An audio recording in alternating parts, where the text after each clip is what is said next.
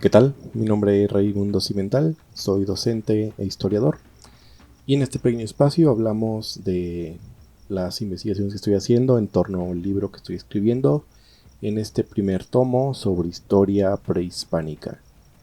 En esta ocasión quiero repasar un poco sobre los mayas. Es un tema algo largo y un poco complejo, pero creo que sí puedo dar unas pautas para entenderlos a grandes rasgos, sin profundizar demasiado, porque entre más profundizamos, más temas van saliendo. Y entonces voy a tratar de dejar primero una base bien establecida para que podamos entenderlos a grandes rasgos y si puedo en un futuro profundizar un poquito cada vez más en los muchos aspectos que tiene esta cultura. Así que bienvenidos y esperemos que aprendamos algo nuevo hoy.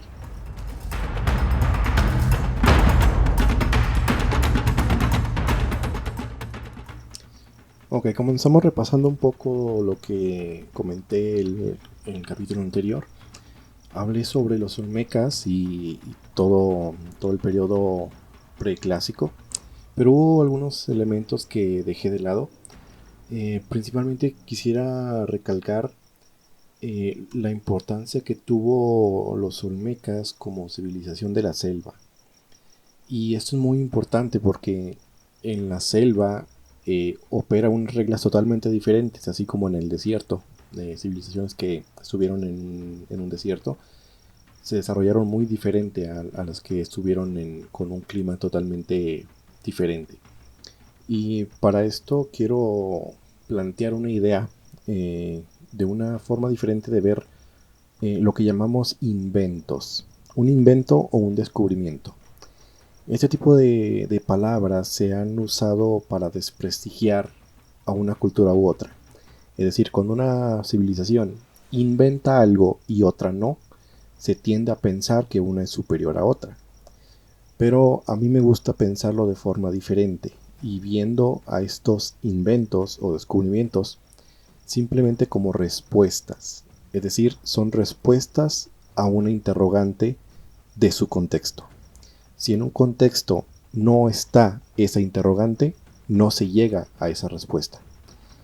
Con esto me refiero a la rueda. La rueda no me gusta verlo como un invento, sino como una respuesta, como ya mencionamos. Es decir, similar a la escritura o a la espada, no podemos señalar a un inventor de la escritura o un inventor de la espada, porque fueron respuestas a necesidades. Y en un contexto completamente selvático, de selva densa, selva tropical, la rueda no opera, o sea, no funciona la rueda. No quiere decir que no se haya aplicado, porque sí se aplicó la rueda. Tenemos evidencia arqueológica de molinos, de incluso juguetes que ya tienen una rueda. Pero ¿por qué no se llevó esa rueda a, por ejemplo, para hacer un carro? Pues esto es esto mismo, que un carro no puede operar en una selva tropical. Entonces tenemos que dejar otra vez, volver a recalcar que no podemos medir con reglas europeas civilizaciones mesoamericanas. Entonces, que una civilización no haya llegado a la respuesta de la rueda es porque no operaba en este contexto. Eso hay que dejarlo claro desde ahorita y esperemos que sea una idea pues, que esté más presente cada vez. Incluso en libros de difusión histórica se debe contextualizar esta idea más. Y otra idea que también no mencioné es la importancia del chamanismo. Tenemos evidencia de que los olmecas fueron de los primeros pueblos en tratar de darle una cierta organización a su religión. Y estos chamanes, que chamán obviamente es una palabra posterior, pero se pueden entender como lo mismo. Ellos eran como los principales ejecutores de esta religión y de aquí tenemos las primeras menciones de esta forma de expresión religiosa que es el chamanismo y el nahualismo.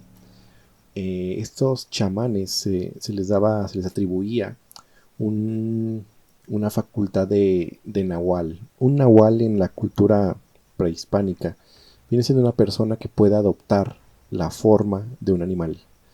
Eh, no que su cuerpo se transforme, sino que es capaz de proyectar su mente hacia un animal. No quiere decir que su cuerpo se transforma como si fuera un hombre lobo clásico, sino que es su mente la que es proyectada hacia el cuerpo de un animal. Y bueno, esta idea del nahualismo pues caló muy fuerte dentro de las sociedades, no solo en Meca, sino todas las de alrededor, y se va a preservar por mucho tiempo más.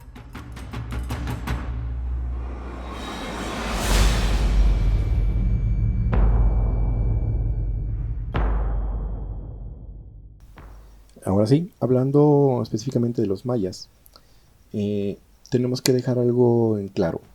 Y es que entre más avanzamos en la historia, en este relato que intento estructurar, entre más vayamos avanzando, más importante se vuelve mencionar las fuentes de las que estamos sacando la información. En el caso maya y también olmeca, pues esto es más sencillo porque estamos sacando la información de evidencia arqueológica.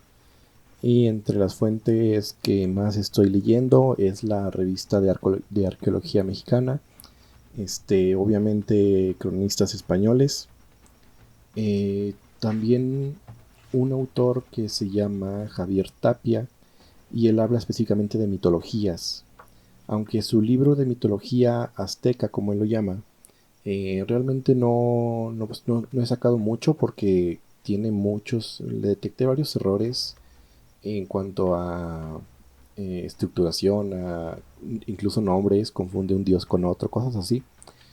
Pero el libro de mitología maya sí me ha servido más. Entonces, Javier Tapia, de su saga de mitos, también es una buena fuente, salvo ese libro que le encontré algunos detallitos, pero los demás que he leído están muy bien. Otra fuente que considero importante es el Instituto Nacional de Arqueología e Historia. Tienen muy buenos documentales en su canal de YouTube. También el canal de la UNAM. También de ahí he sacado algunas cosas. Pero yo creo que más la revista Arqueología Mexicana. La considero pues una buena fuente y de ahí he sacado mucha información muy valiosa.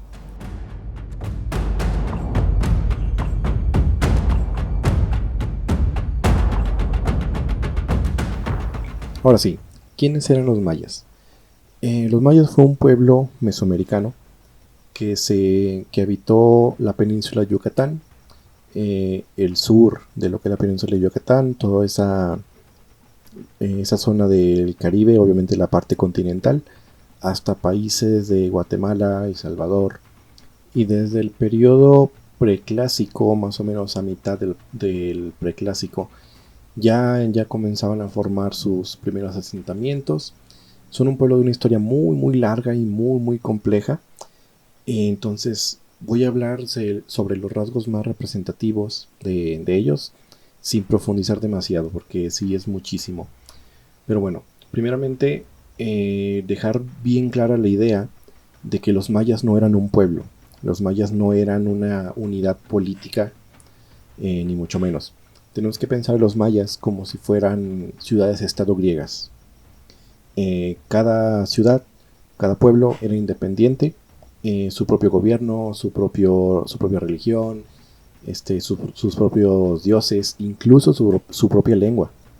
Tenemos constancia, ahora sí que narrada, escrita por fuentes españolas, donde había distintos lenguajes de maya, y si ponías a un maya frente a otro, ni siquiera se podían entender. Entonces no tenían unidad ni siquiera lingüística.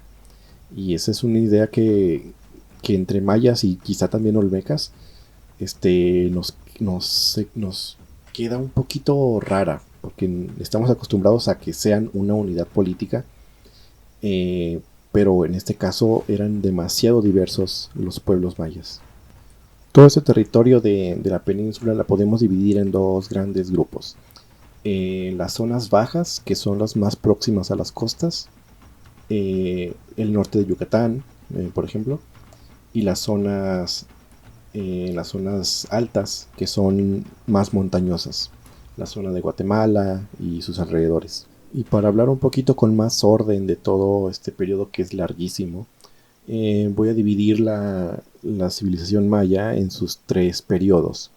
Es decir, como son desde su mitología, son un pueblo que siempre ha estado muy unida a esa idea de inicios, de ciclos, de finales e inicios, desde su concepción mitológica. Eso lo abordo un poquito cuando hablemos de su religión.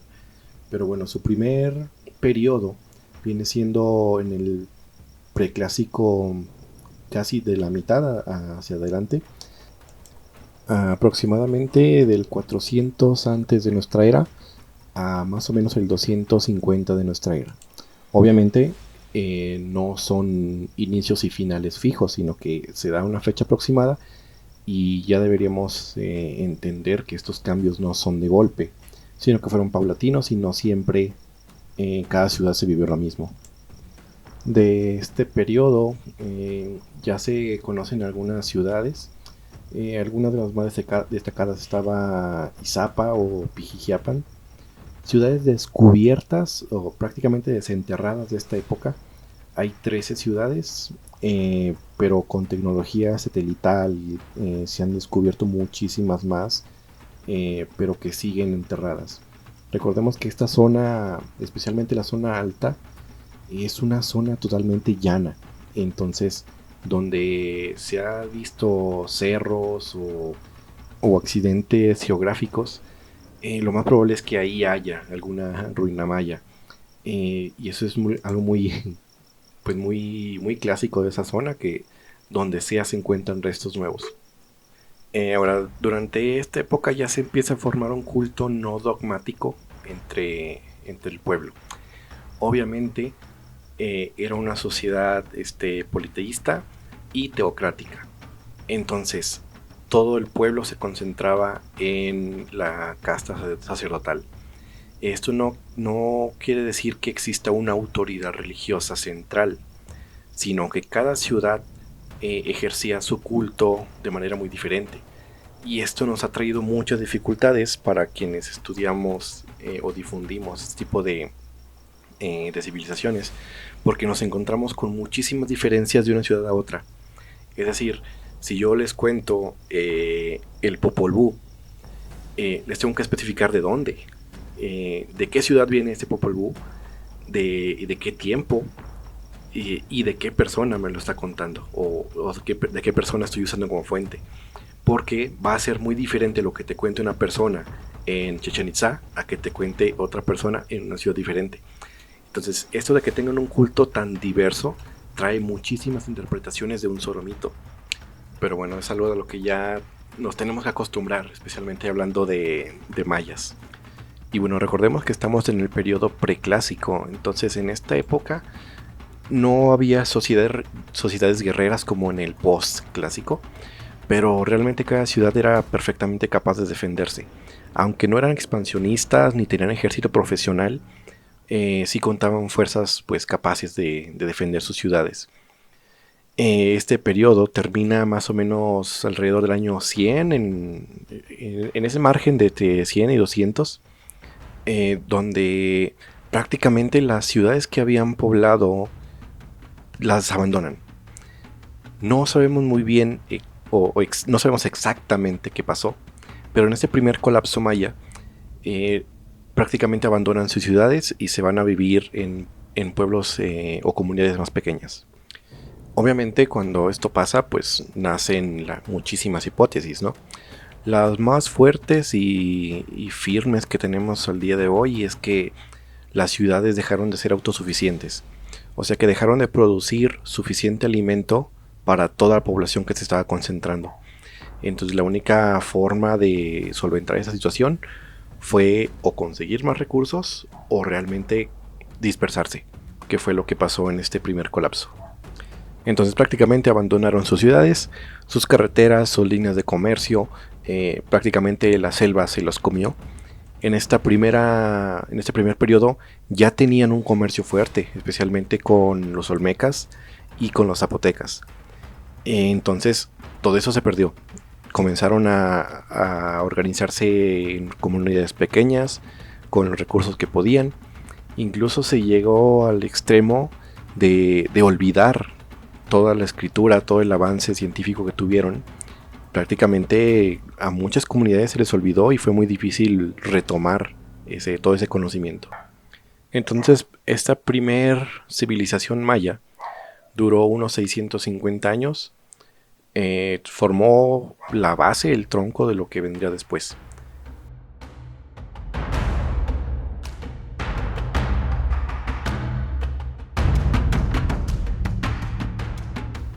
Ahora sí, para el año 250 de nuestra era, inicia el segundo periodo de la civilización maya.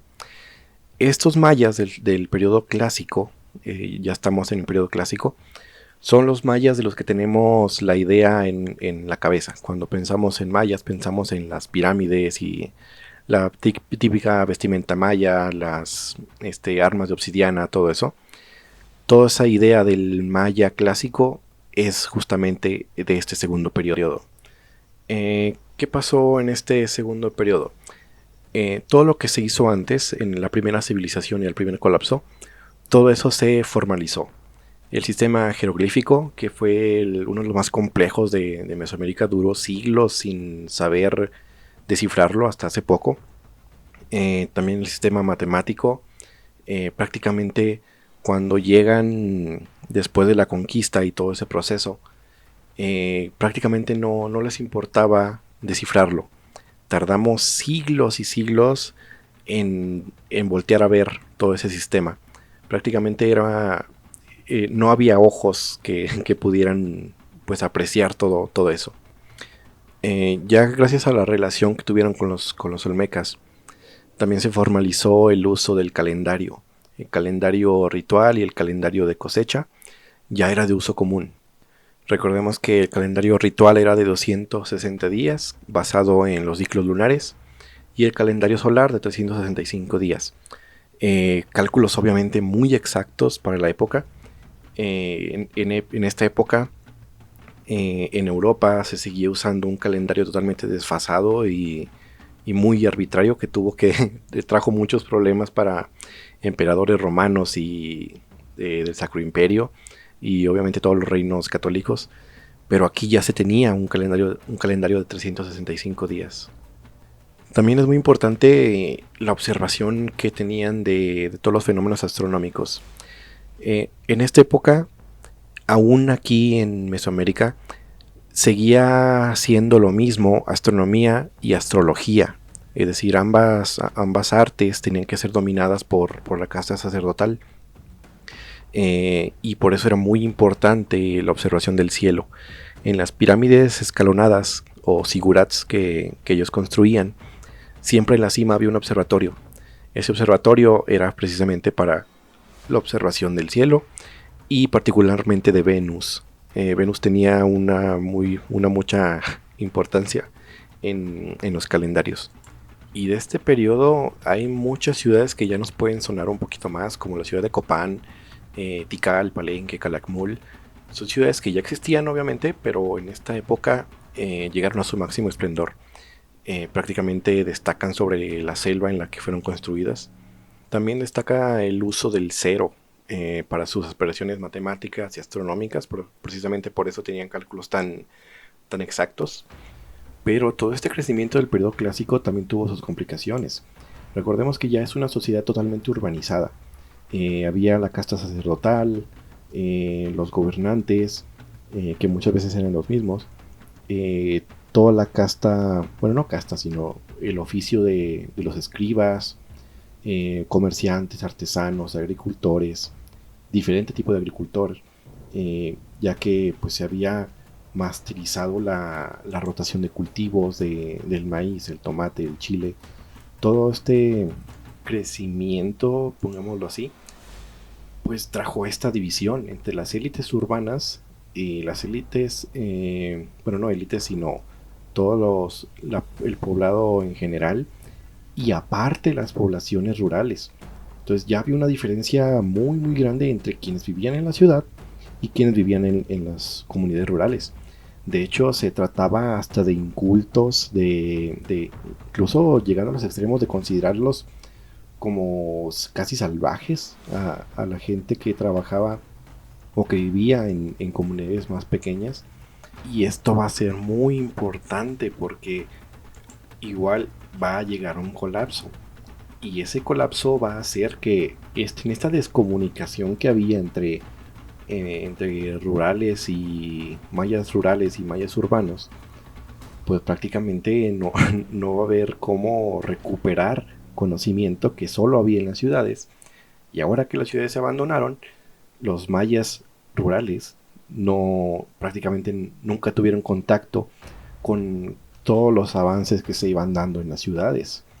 Y autores como Javier Tapia menciona esa diferencia y menciona como mayas y mayenses. Mayenses siendo estos pueblos más alejados de todo este conocimiento, todo este auge cultural que hubo en las ciudades. Ahora, prácticamente para el año 800 o 900 de nuestra era, muchas de esas ciudades fueron abandonadas otra vez. Quedaron una que otra, las que estaban cerca de fuentes de agua o que tenían campos de cultivo muy bien abastecidos. Pero prácticamente fue un nuevo colapso y fue el colapso más importante de la civilización maya, lo que conocemos como el gran colapso del periodo clásico. Prácticamente solo quedaron como testigos estos pequeños pueblos mayenses que fueron incapaces de recuperar todo el conocimiento, de todo el auge cultural que tuvieron. Ahora tampoco se sabe exactamente qué ocurrió. Se habla pues de hambruna masiva, de cambio climático. Justamente hablar de cambio climático en esta época en específico también coincide con un cambio climático en el norte del país, que es el que va a originar toda la oleada de migraciones chichimecas. Entonces, hambruna, cambio de clima, sobrepoblación. O sea, las ciudades llegaron a un punto tan grande que ya eran incapaces de producir la comida y darle el agua que esa población requería. Y también, como nos estamos acercando al periodo postclásico, también hay un factor de guerras entre las ciudades-estado que es muy importante mencionarlo, porque cada vez, conforme nos acercamos al postclásico, va a ser cada vez más común que la guerra sea la causa del declive de las civilizaciones. Coincide con esta época también el colapso de Teotihuacán, más o menos rondan los mismos años.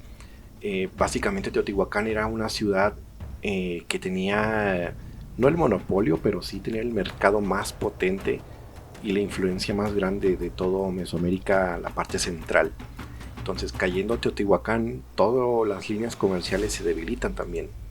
Y pues por ahí se llevaron también muchas ciudades mayas que dependían muy fuerte de esta relación comercial entre las zonas altas de los mayas con la zona central de México. Entonces, básicamente para el año 900, muchísimas ciudades quedaron en el olvido.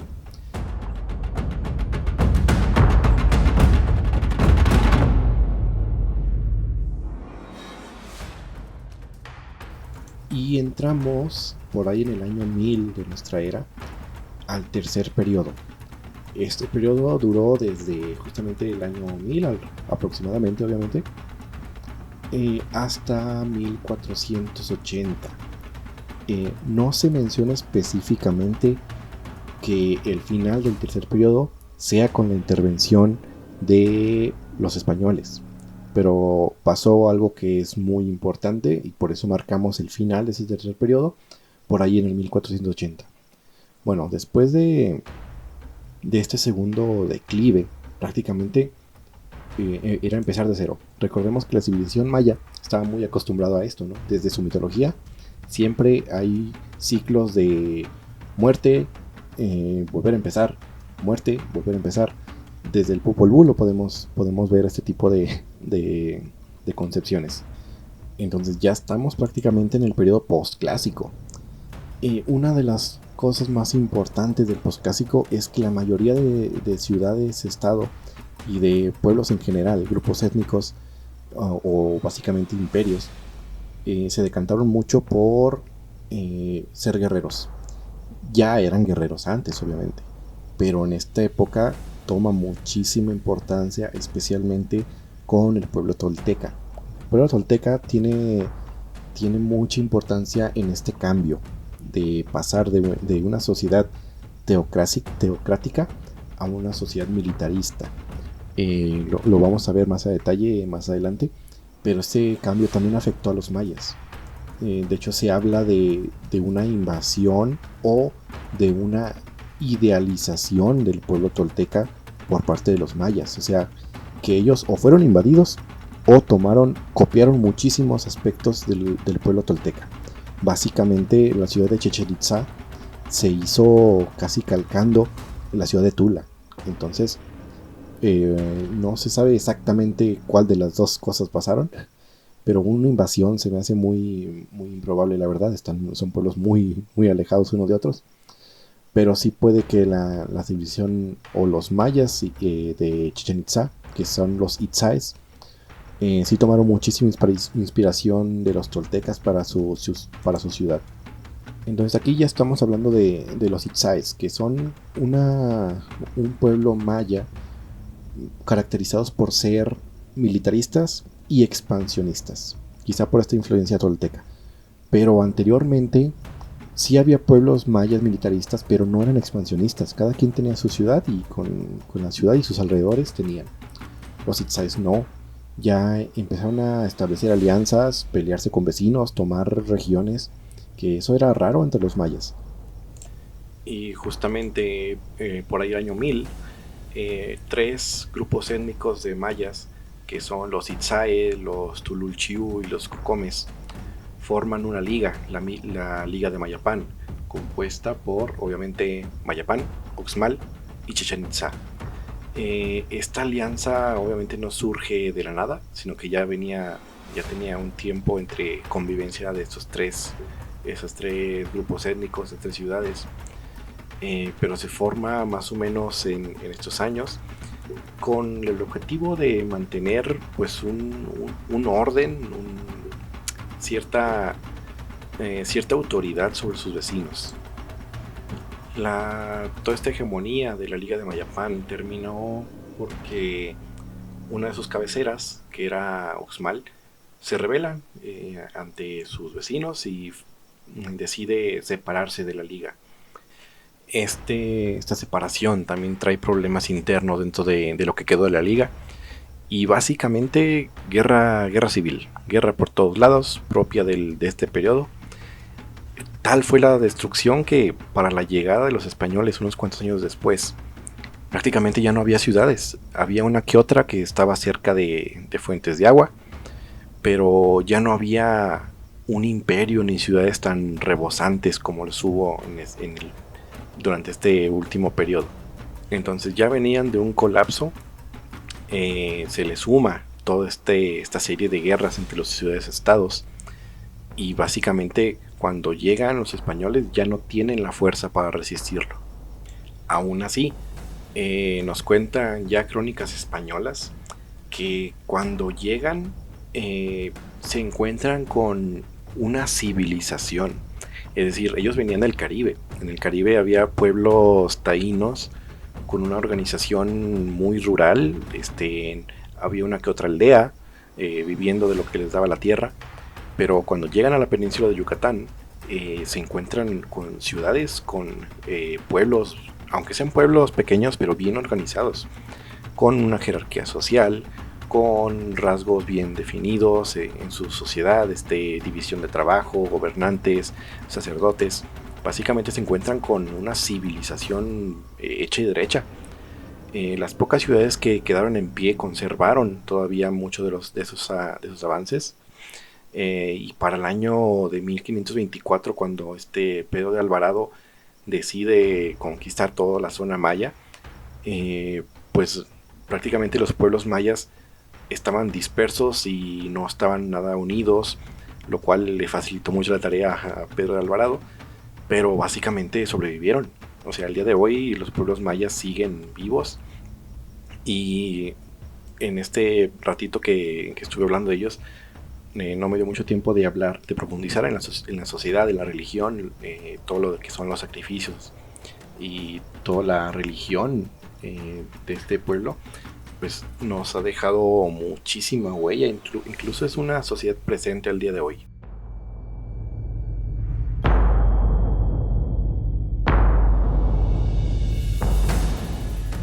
También me gustaría hablar un poquito de la mitología, de los dioses, no mucho porque, como dijimos, hay fuentes demasiado variadas y para no hacernos bolas, quiero hablar solo un poquito los rasgos más básicos de cada culto. Pero bueno, por ahora eso sería todo. Sé que faltó muchas cosas de hablar de la vida cotidiana, ciudades, en la organización de la sociedad, cómo hacían la guerra. Todo es un tema muy muy grande, pero en este primer episodio quise dejar bien claro que no hubo una sola civilización maya, sino que fueron tres periodos muy diferentes, tres periodos de inicio y colapso, inicio, colapso, inicio, colapso. Básicamente, cuando llegan los españoles estamos en el cuarto periodo de los mayas. Entonces es muy difícil hablar de todo esto sin hacernos bolas. Pero creo que más o menos se entendió que, que no podemos hablar de los mayas así de pasadita nomás. Y espero profundizar un poquito más ya dentro de la sociedad en el próximo episodio. Y pues muchas gracias y nos vemos en la próxima.